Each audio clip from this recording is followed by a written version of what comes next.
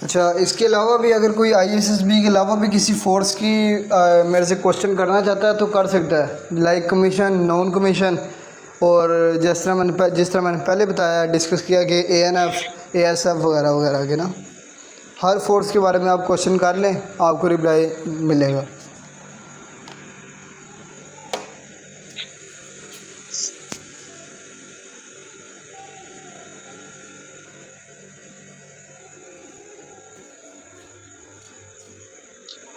Sir ये जो matric based होते हैं, जो सोल्जर लगते हैं, सेलर, उनका उनका भी मतलब आईएएस भी होता है? नहीं नहीं, आपका क्वेश्चन भी बहुत अच्छा है, लेकिन आपने एक मिस्टेक की कि आपने अपना नाम नहीं बताया। चलें, कोई बात नहीं। तो बात यह है कि जो होता है ना मैट्रिक बेस की आईएएस भी नहीं होती, जो होता है ना इंटर बेस की आईएएस भी होती है, समझ रहे हैं?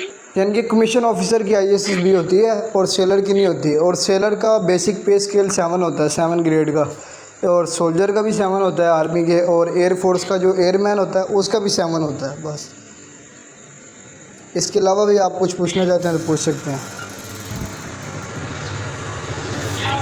सर अगर आईएसबी यस यस, डिस्कस करें वन बाय वन।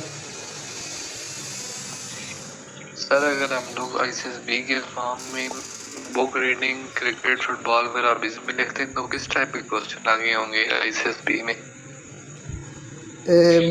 क्वेश्चन आपका अच्छा है, लेकिन बात पता क्या है, आप ना आईएसएसबी के फर्स्ट डे वहाँ ये सारा कुछ चेंज भी कर सकते हैं। फर्स्ट डे आप लोगों को जब फॉर्म फिलिंग करवाई जाएगी, कंप्यूटर के आगे बिठाया जाएगा कि आप लोग अपने फॉर्म में एरर्स करेक्ट कर लें। तो अगर आप में वो बात नहीं है, आपने कोई गलत हॉबी लिख दी है ना, तो आप उसे रिमूव भी कर सकते हैं। लेकिन ज़्यादातर हॉबी आपकी स्पोर्ट्स पे होनी चाहिए, और गेम्स वगैरह पे हो तो ज़्यादा अच्छा होता है। बुक रीडिंग भी बहुत अच्छी हॉबी है, लेकिन मोबाइल जिस तरह कुछ का होता है, PUBG playing and free fire, और ये हॉबीज़ एरर करती है ना। बाकी आप अगर उधर चेंज करना चाहें तो चेंज कर सकते हैं, नहीं तो क्वेश्चन आपकी हॉबी के रिलेटेड होगा। जिस तरह फ़ुटबॉल अगर आपने लिखी है तो फुटबॉल में पूछ लेंगे कि what is your favourite player, और फीफा फुटबॉल का वर्ल्ड कप 2020 में कौन जीता था, सबसे ज़्यादा वर्ल्ड कप कौन लेके गया है, और रोनाल्डो, तो रोनाल्डो किधर से है, लियोन मैसी किधर से है। चार्ज लगा के इस्तेमाल कर रहा हूँ। अच्छा, और भी कोई कुछ डिस्कस करना चाहता है तो कर सकते हैं।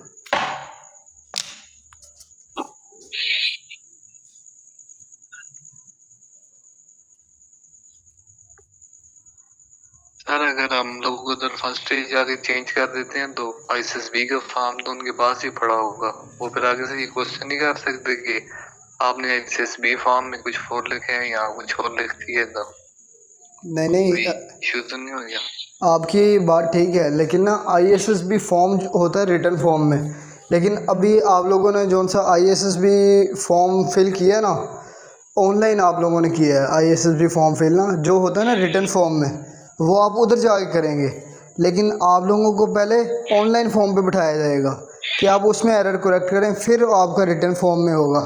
तो एक बात, ज़रूरी बात है, आपकी बात से मुझे याद आ गया कि ना, कॉन्ट्राडिक्शन नहीं करनी। जो ऑनलाइन फॉर्म में आपने फ़िल करना है वही रिटर्न फॉर्म में फ़िल करना है। अगर आप ऑनलाइन में कुछ गलती से फ़िल कर गए हैं तो मैं I tried again to discuss you कि जो आपने गलती से अगर फ़िल कर लिया कुछ, तो उसे आप कैंसिल कर दें, तो वहाँ जाके यानी एडिट कर लें। लेकिन कॉन्ट्राडिक्शन नहीं आनी चाहिए, दोनों में बात एक ही होनी चाहिए, कि ये ना हो कि एक में हॉबी आपने लिखी है फुटबॉल, दूसरे में क्रिकेट लिख दें, रिटर्न में क्रिकेट लिख दें, ऑनलाइन में हॉबी। तो मेरे से जो क्वेश्चन हुए थे ना ज़्यादातर साइट के और डिप्टी के, वो ऑनलाइन फॉर्म में से हुए थे ना, रिटर्न में नहीं थे हुए, और मैंने कॉन्ट्राडिक्शन कोई नहीं थी की। और बाकी भी कुछ पूछना चाहते हैं तो पूछ लें। सर मैंने ये पूछना था कि 157 पीएमए में मतलब कि ऑनलाइन आईएसबी फॉर्म होता था जो कि फिल करते थे। इस बार भी इन्होंने बोला, जब हमारा टेस्ट इंटरव्यू क्लियर हो गया था, तो उन्होंने बोला ऑनलाइन आईएसबी फॉर्म आएगा, आपने वो भरना है। फिर इधर आके ये अलग जो 3 लेटर वो देते हैं, एक क्रिमिनल वाला फॉर्म होता है कोई, और एक रिकमेंडेशन क्या बोलते हैं डिक्लेरेशन फॉर्म होता है, एक एड्रेस स्लिप वाला फॉर्म होता है। ये 3 हमें दिए थे। हम गए तो फिर आईएसबी फॉर्म आया नहीं। फिर इस बार उन्होंने बोला कि ऑनलाइन आईएसबी फॉर्म आएगा ही नहीं। तो इसका मुझे समझ नहीं आया, उन्होंने बोला कि आएगा ही नहीं इस बार फॉर्म। और हमने जब डॉक्यूमेंट सबमिट करवाए ना, तो उन्होंने कुछ भी मतलब हमें दिया नहीं। जैसे कि कल को हम अब अगर अपेयर होंगे तो उधर कुछ रिक्वायर्ड होगा कि नहीं हमें कुछ पता नहीं है। बस ये पता है कॉल अप लेटर लेके जाना होगा। आपकी बात ठीक है। आपने इस तरह करना है कि अपने सारे डॉक्यूमेंट्स की पूरी फ़ाइल एक बनानी है और उसे लेके जाना है अपने कपड़ों के साथ, आईएसबी में सारा कुछ के साथ ना। और आपकी बात यह है कि आपने ऑनलाइन फॉर्म फिल नहीं किया। आपने जब फर्स्ट डे अप्लाई किया था ना पीएमए लॉन्ग कोर्स में, पीएमए 158 में ये तब्दीली आई है कि जो होता है ना इनका आईएसबी फॉर्म, वो साथ ही फिल करवा लेते हैं, जिसमें उन्होंने आपसे सिबलिंग्स के बारे में पूछा था, स्पोर्ट्स के बारे में पूछा था, साइबर क्राइम के बारे में पूछा था, कंप्यूटर नॉलेज पूछा था, स्पोर्ट्स हॉबीज़ पूछी थी। फर्स्ट फॉर्म में फर्स्ट डे जब आपने पीएमए में अप्लाई किया था तो 6 फॉर्म फिल किए थे आपने ऑनलाइन। तो इन्होंने क्या किया, कंक्लूड कर दिया है ना। अब बाद में इनिशियल इंटरव्यू के बाद ऑनलाइन फॉर्म नहीं आएगा, आपने पहले सबमिट कर दिया है। और इतनी आईएसबी की आपने टेंशन नहीं लेनी है। अच्छा, इतना मुश्किल काम कुछ भी नहीं होता, बिल्कुल इजी होता है। और कॉल लेटर आपका आ जाएगा आपके पोस्ट ऑफिस में, जो आपने अपना एड्रेस दिया। अगर कॉल लेटर नहीं भी आता तो वेबसाइट पे जाके आपने अपना स्टेटस चेक करना है। अगर आपकी डेट आ गई है उसका उतारें स्क्रीनशॉट और क्या करें कि वो जाके निकलवाएं प्रिंट एंड चले जाएं। मेरा तो क्या हुआ था कि कॉल लेटर नहीं था आया, तो मैं बड़ा परेशान हो गया था कि मैंने कहा यार कॉल लेटर ही नहीं आया तो रिकमेंडेशन लेटर किस तरह आएगा। तो मैंने स्क्रीनशॉट उतारा, चला गया, हंसता रहा हूँ। आईएसबी में बड़ी गेमें खेली हैं, बड़ा कुछ किया, लेकिन अल्हम्दुलिल्लाह रिकमेंड भी हूँ। और भी कुछ पूछना चाहते हैं तो पूछ लें। सही सही। मैंने नोट किया था कि इस बार का जो शुरू का जो फॉर्म भरा था वो बहुत ही लेंथी फॉर्म था, बहुत बड़ा फॉर्म था। सही बोला आपने। जी जी, यही बात है। वो ना पहले सिर्फ एक फॉर्म होता था, अब 6 फिल करवाए हैं उन्होंने आप लोगों से फर्स्ट डे पे, ताकि बाद में इशू ना हो।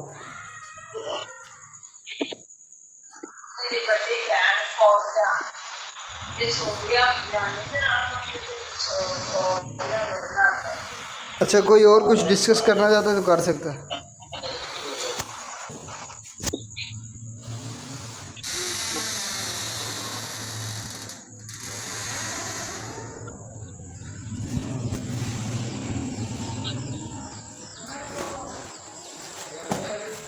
किसी का कोई क्वेश्चन और रिलेटेड आईएसबी रिलेटेड कुछ भी, कोई भी फोर्स, तो फिर वो भी डिस्कस कर लें।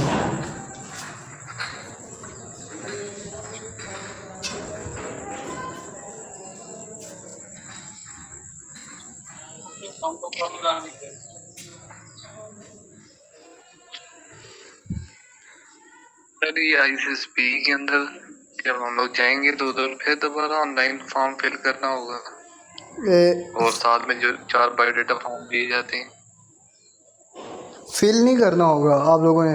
हाँ, बायोडाटा फॉर्म ज़रूरी फिल कर दें। रिटर्न फॉर्म में जो होंगे ना वो पेज जिसे कहते हैं सॉफ्ट कॉपी, लेकिन जो होगा ना वो ऑनलाइन फॉर्म उसे फिल नहीं करना। उसमें सिर्फ आप लोगों वो कहेंगे कि एरर करेक्ट कर लें, यानी कि आप एडिट कर सकते हैं ना। फ़र्ज़ करें पहले जिस तरह मैंने आपको पहले भी बताया, I try to again discuss ये कि आपने पहले जिस तरह हॉबी फ़ुटबॉल की है तो आप जाके देखें फ़ुटबॉल ही है तो ठीक है। अगर फ़ुटबॉल आप चेंज करना चाहते हैं तो चेंज भी कर लें, इशू कुछ भी नहीं है। इशू तब तक नहीं है जब तक आप इंटरव्यू में नहीं गए। जब इंटरव्यू में चले जाते हैं आप तो तब आपने कुछ भी चेंज नहीं करना, कुछ करना भी नहीं है कि आप कहें कि सर मैंने उधर सही लिखा था इधर गलत लिखा था। ऐसा मैच्योर पर्सन जाना है और ऐसा स्टूडेंट माइंड जाना है। आपने गलतियां भी हो जाती हैं, कोई बात नहीं है, लेकिन गलती पर आपने मुंह नहीं बना लेना कि यार गलती हो गई सर, सॉरी गलती हो गई। इजी रहना है, बिल्कुल गलती हो गई कोई बात नहीं, गलती होती है, अकाउंटेबिलिटी दिखानी है कि गलती पे इम्प्रूव कर रहे हैं। परेशान नहीं होना, परेशान वहाँ किसी बात पे भी नहीं होना। और ऑब्स्टिकल्स की बात करें तो ऑब्स्टिकल्स पे भी बच्चे परेशान होते हैं, अकेडमियाँ ज्वाइन करते हैं कि मैं रिपीट करूँगा। से टोटल 9 ऑब्स्टिकल्स होते हैं, जिसमें से बच्चे 15 भी करते हैं, रिपीट करते हैं। 9 करके 2 मिनट में करने होते हैं। मैंने सिर्फ 3 किए थे, जबकि मेरे ग्रुप मेंबर ने 13 14 किए थे।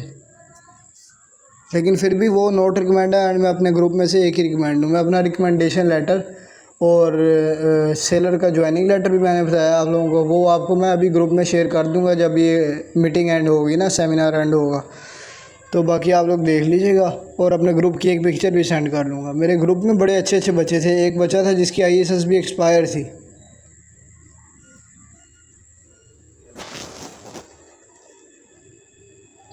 सर लेकिन हमने पहले जब DCC का दिया था तो एक ऑनलाइन फॉर्म फिल किया था और एक ISSB का फॉर्म दिया गया था ना सेंटर से ना, तो ISSB में जाके वो ऑनलाइन चेंज कर सकते हैं ना, जैसे आपने बताया एडिट कर सकते हैं ना।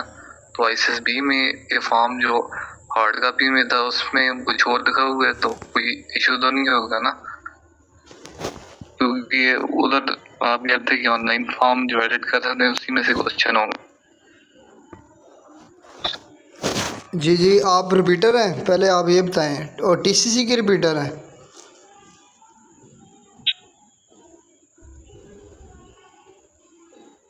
नहीं सर, फ्रेशर हूँ मैं। अच्छा, तो आप बता रहे हैं कि TCC के आपने डॉक्यूमेंट सबमिट कराए थे। अच्छा TCC का ISSB का बेटा, ठीक है, आपकी बात ठीक है। लेकिन ना बात इस तरह की है कि जो 3 फॉर्म देंगे वो 4 नहीं देते, 3 फॉर्म देते हैं ना ISSB में सॉफ्ट कॉपी में। वो आपको साइक का एक फॉर्म होता है, एक GTO का होता है और एक डिप्टी का होता है, इन 3 बंदों का होता है। उन 3 फॉर्म में आप लोगों ने एक जैसी चीज़ें लिखनी है। और ऑनलाइन फॉर्म की अभी एक टेंशन, एक मिथ बन गई है, उससे भूल जाएं। जो हो गया, लेकिन कोशिश करें कि जो चीज़ लिखी है सच लिखनी है ना, झूठ नहीं लिखनी। बिल्कुल सच लिखें, जैसा भी है। गलत है लेकिन ना एक और ज़रूरी बात कि फॉर्म में आप लोगों ने कटिंग नहीं करनी, गंद नहीं मारना, सोच समझ के लिखें। वो आप लोगों को बार बार डराएंगे, टाइम थोड़ा रह गया, जल्दी फिल करें, तो आपके चेस्ट नंबर हम नोट कर रहे हैं, आप बड़े स्लोली हैं, आप रिकमेंड नहीं हो सकते। ये वो किसी बात पे ध्यान नहीं देना आप लोगों ने बिल्कुल सुकून से अपना फॉर्म फिल करना है। चाहे वो रोलें आपके सामने, जो मर्ज़ी कर लें कि आपको फायर मार देना है, आपने फिल नहीं किया अभी तक। तो आप लोगों ने सुकून से फिल करना है, कटिंग नहीं करनी, और जो सच है वो ही लिखना है। अगर कोई दूर का रिश्तेदार भी आर्मी में है, फोर्सेस में है, नेवी एयर फोर्स में, तो आप ज़रूर लिखें। और याद रखें कि जो रेंजर्स होते हैं वो फोर्सेस में नहीं होते, वो होते हैं बॉर्डर पुलिस, इसलिए रेंजर्स का नहीं लिखना। आर्मी, नेवी, एयर फोर्स में अगर कोई है तो उसका ज़रूर लिखें। ये एक मैं तो कहूँगा गुड पॉइंट होता है। उसके बारे में आपसे क्वेश्चन होगा और आपने बता देना है कि मेरा वो रिश्तेदार आर्मी में, बस वैसे ही एक छोटा सा क्वेश्चन है, लेकिन लिखना चाहिए।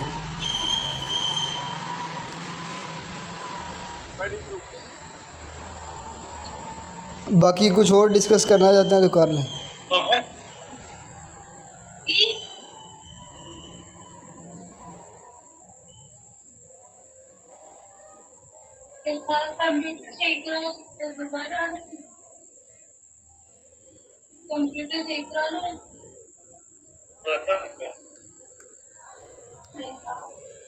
और किसी बच्चे का कुछ क्वेश्चन है तो डिस्कस कर लें।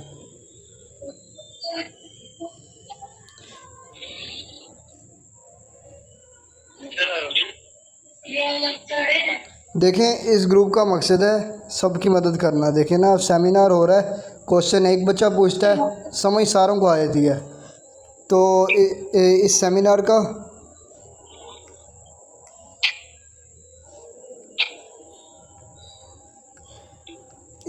का यही फ़ायदा है कि सारों की हेल्प हो रही है।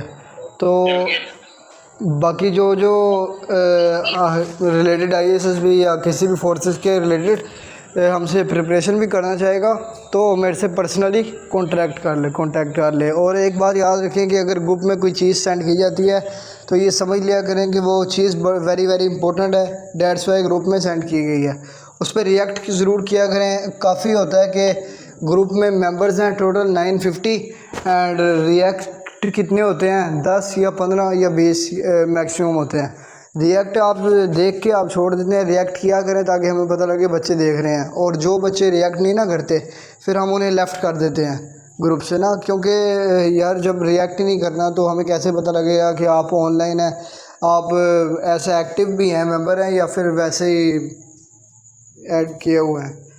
तो और भी किसी का कुछ भी नोट्स वगैरह के रिलेटेड या कोई सेशन के रिलेटेड क्वेश्चन है तो कर सकता है।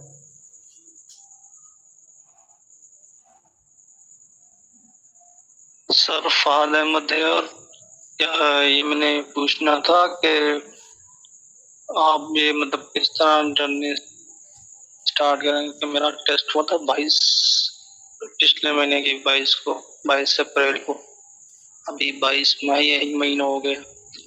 मैंने उनसे पूछा था कि ये ISSB कब तक आएगी, तो उन्होंने यही बोला पहले TCC वालों की आएगी 10 तक, अंदाजा लगा, फिर हमारा मतलब 15 तक। तो ये आप कब स्टार्ट करेंगे जर्नी, तो फिर हम कब शुरू करें? आप कह रहे हैं कि आप फाद ISSB की तैयारी करना चाहते हैं, कोई इशू नहीं है, तैयारी हो जाएगी। तैयारी इतनी जिसकी देखें ना, तैयारी इस तरह होती है कि आपकी बात सही है उनकी, आपने जो बताई है कि TCC के बाद PMA की आएगी ना, क्योंकि TCC के बच्चे होते हैं थोड़े, PMA के बच्चे होते हैं ज़्यादा। लॉन्ग कोर्स है क्योंकि ना, ग्रेजुएट कोर्स कहते हैं इसे हम। तो हम ISSB की प्रिपरेशन जो कराते हैं ना, हम बेसिकली 7 से 8 दोस्त हैं, और जो रिकमेंडेड हैं लेकिन लो मेरिट है। कोई PEF में नोट लो मेरिट है, और कोई क्या है नेवी में लो मेरिट है, इस तरह। तो हम ना तकरीबन 7 बॉयज़ हैं, सारे दोस्त हैं जिन्होंने ग्रुप बनाए हुए हैं ना हेल्प करने के लिए। तो इस तरह की बात है कि आपकी जो बात है कि आप तैयारी किस तरह कराएंगे उस्मान भाई, तो तैयारी इस तरह आपकी करवाएंगे कि जब तक आपकी डेट नहीं आ जाती आपको सारों के साथ लेके चलेंगे। जब आपकी डेट आ जाएगी आपको अलग से ग्रुप में ऐड किया जाएगा, जिसमें आपके पास सिर्फ 5 दिन होते हैं, डेट 5 दिन पहले आती है ना। तो आपको सारे लेक्चर्स प्रोवाइड किए जाएंगे, और आपको तकरीबन आप पे काफ़ी स्ट्रगल की जाएगी, और सारी ISSB के बारे में आपको जर्नल टिप्स दी जाएंगी, और सारा कुछ ओवरऑल लगेज बताया जाएगा, जो लेके जाना है सब कुछ बताया जाएगा, ताकि आप वो कर सकें, रिकमेंडेशन हासिल कर सकें। और भी किसी का कुछ क्वेश्चन है तो बता दें।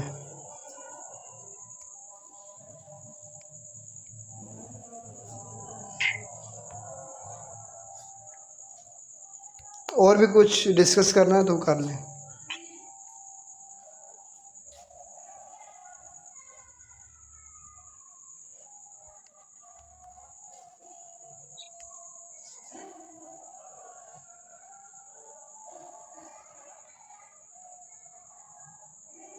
सर वेट मिनिमम कितनी कर सकते हैं हम लोग साइक टेस्ट में? आपने अपना नाम नहीं बताया, लेकिन मेरी बात सुने कि ISSB में क्वांटिटी मैटर नहीं करती, क्वालिटी मैटर करती है। समझ रहे हैं? क्वांटिटी का मतलब होता है मिकदार, यानी कि ये मैटर नहीं करता कि 100 में से आप लोग वेट 100 करें, ये मैटर नहीं करता। अगर एक बंदा 100 में से 80 भी करता है और क्वालिटी ऐड करता है, क्वालिटी का मतलब मैं आप लोगों को वैसे क्लासेस जो मेरे बच्चे ज्वाइन करते हैं ना, उन्हें एक एक चीज़ का मतलब समझाया जाता है। आप लोगों को भी मैं बता देता हूँ वैसे, क्योंकि अभी काफ़ी बच्चे वो हैं ना सेमिनार में। बात ये होती है कि क्वालिटी का मतलब ये होता है कि जिस तरह एक वैट है, वैट का लफ्ज़ है ब्यूटीफुल, ये ब्यूटीफुल छोड़ें, ब्यूटीफुल तो वैसे ही एक क्वालिटी है ना।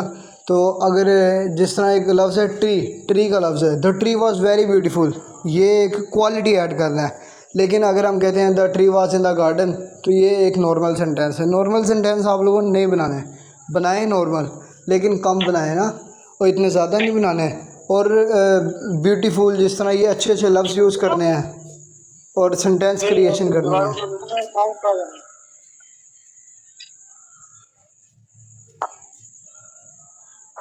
और वैट आप मिनिमम कर सकते हैं 80 कर लें, 80 कर लें, 75 कर लें, लेकिन क्वालिटी ज़रूर ऐड करनी है।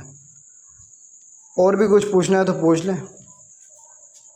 और मेरे से जिसने कॉन्टैक्ट करना है तो मेरा वही 0327 वाले नंबर पे व्हाट्सएप पे मुझे पर्सनल में कॉन्टैक्ट कर दें, मैं नंबर अपना शेयर कर लूँगा।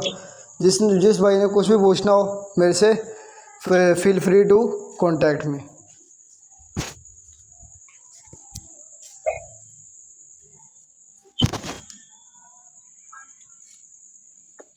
सर ये मैकेनिकल एप्टीट्यूड टेस्ट जो होते हैं इसकी नेगेटिव मार्किंग भी होती है, हाँ कि नहीं?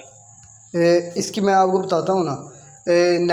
मैकेनिकल एप्टीट्यूड टेस्ट एक ऐसा टेस्ट है जो चारों ISSB सेंटर में होता है, लेकिन फ्रेशर जो उनसे होते हैं वो देते हैं, रिपीटर नहीं देते। और लेकिन गुजरां वाला ISSB वाहिद ISSB है पाकिस्तान की जो रिपीटरों का भी लेती है, मैट, इसे कहते हैं मैट, मैकेनिकल एप्टीट्यूड टेस्ट। लेकिन ना मेरी यकीन करें ये इतना आसान होता है कि इसमें ना तकरीबन 50 MCQs होते हैं आई थिंक, तो 50 में से 50 सही होते हैं। हमारे पास वो नोट्स हैं तो जिनसे मैं ख़ुद तैयारी करके गया था, तो 50 में से 50 सही थे।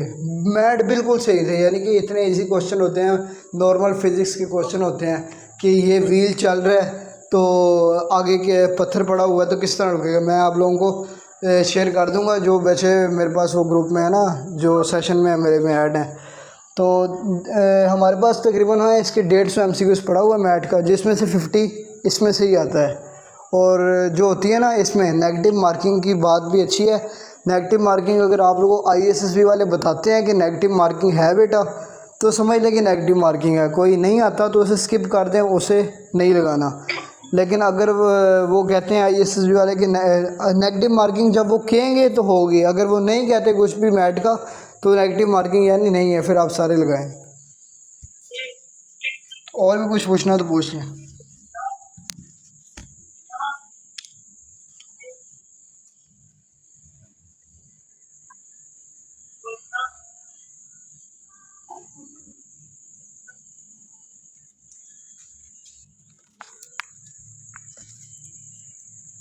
किसी का कोई क्वेश्चन नहीं है?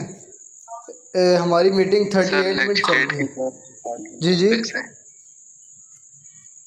लेक्चरेट के इम्पोर्टेंट टॉपिक्स कौन सी हो सकती हैं?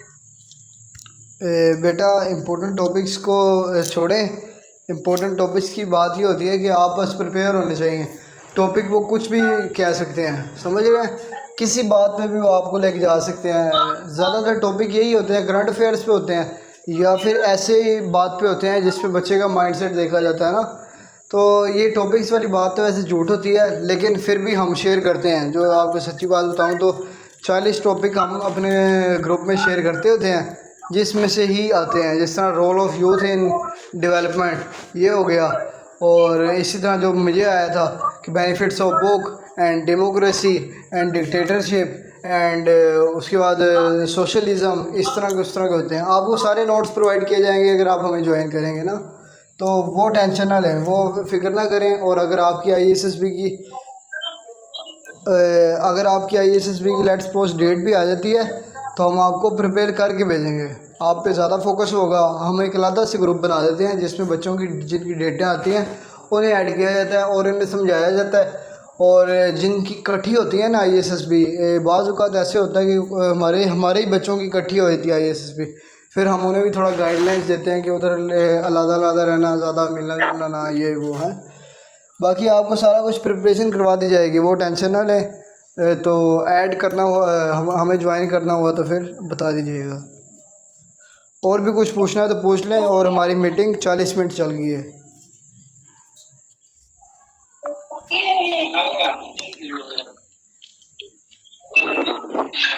जो बंदा मेरिट लिस्ट में मतलब आ जाए जिसका नाम, तो उसके बाद फाइनल इंटरव्यू होता है, तो क्या बंदे को उसमें भी नोट रिकमेंडेड कर सकते हैं?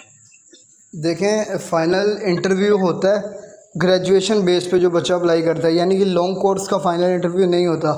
फाइनल इंटरव्यू होता है लेडी कैडेट कोर्स का और DSSC यानी कि डायरेक्ट शॉर्ट सर्विस कमीशन। जो बंदा कैप्टन के लिए अप्लाई करता है 16वीं की बेस पे, उसका फ़ाइनल इंटरव्यू होता है। बाकी हम लोगों का नहीं होता। जो 12वीं की बेस पे बच्चा अप्लाई करता है, ISSB देता है ना, उसका फ़ाइनल इंटरव्यू नहीं होता। बस ISSB होती है, फाइनल मेडिकल होता है एंड फाइनल मेरिट लिस्ट। और मेरिट लिस्ट का मतलब ये होता है कि ज्वाइनिंग लेटर जिसको आ जाता है उसका नाम मेरिट लिस्ट में आ जाता है, और जिसको ज्वाइनिंग लेटर नहीं ना आता तो और लेटर ख़त्म हो जाते हैं, सारों को मिल जाते हैं, टाइम आपको हो जाता है, तो वो समझता है कि मैं लो मेरिट हूँ, ये बात होती है। लेकिन आपको एक फ़ायदा बताता हूँ कि जो बंदा लो मेरिट होता है ना ISSB से उससे फाइनल मेरिट लिस्ट में, और वो अगर FSC इंजीनियरिंग और ICS का स्टूडेंट हो ना तो उसे नेवी वाले रख लेते हैं।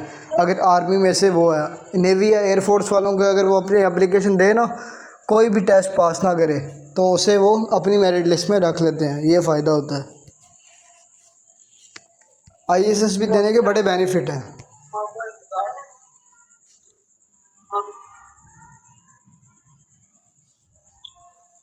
सर मैं समझा नहीं, मतलब आप एसएसबी से रिकमेंडेड हो, फाइनल मेडिकल भी हो गया, बस लो मेरिट हो, तो नेवी और पीएफ वाले मतलब कैसे रख देंगे? उधर कोई इंटरव्यू वगैरह होगा? नहीं, देखिए ना, नेवी और PF वाले मैंने अभी बताया कि नेवी और PF वाले ना रखते हैं मैथ और FSC इंजीनियरिंग वालों को। मैं हूँ मेडिकल के स्टूडेंट है, FSC मेडिकल के स्टूडेंट, तो वो कुछ भी इंटरव्यू नहीं लेते, बस आपका रिकमेंडेशन लेटर लेते हैं और फाइनल मेडिकल का लेते हैं ना, समझ रहे हैं। तो मैं तो FSC मेडिकल का स्टूडेंट हूँ ना, इसलिए।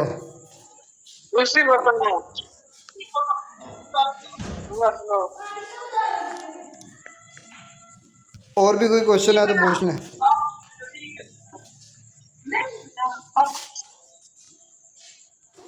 सर आपकी आवाज के साथ किसी और की भी आवाज आ रही है, समझ नहीं आई। यार इस पर्सन की आवाज़ बार बार आ रही है तो इसे मैं म्यूट करता हूँ, 1 minute.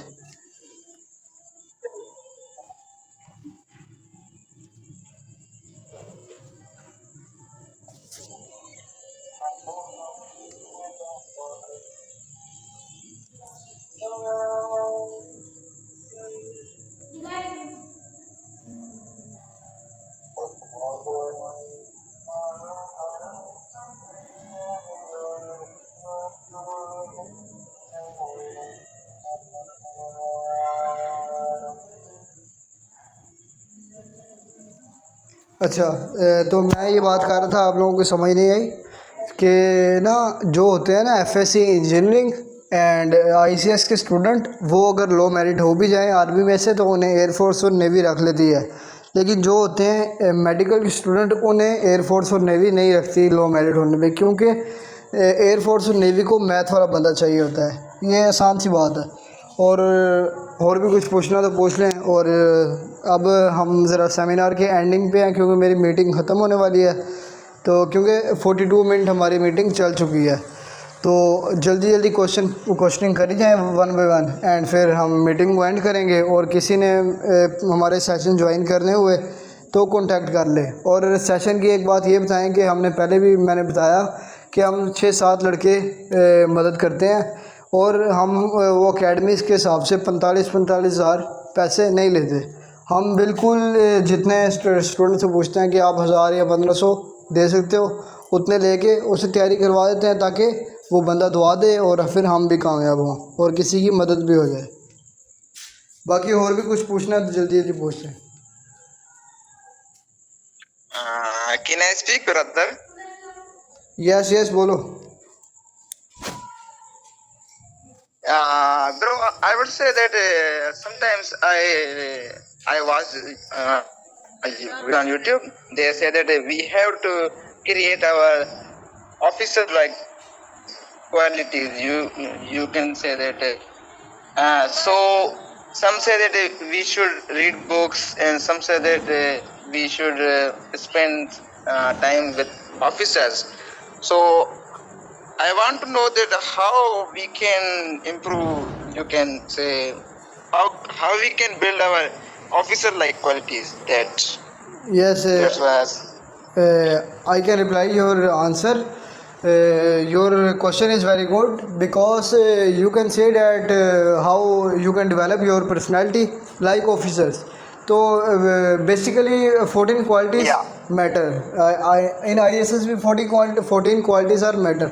In 14 qualities, integrity, honesty, decision making, self confidence, and self endurance, and in pressure decision making ability and communication skills, and that's many other. So then for 14 qualities I can send the group 14 qualities of ISSB, and you can try to spend every day in you can try to spend every you can try to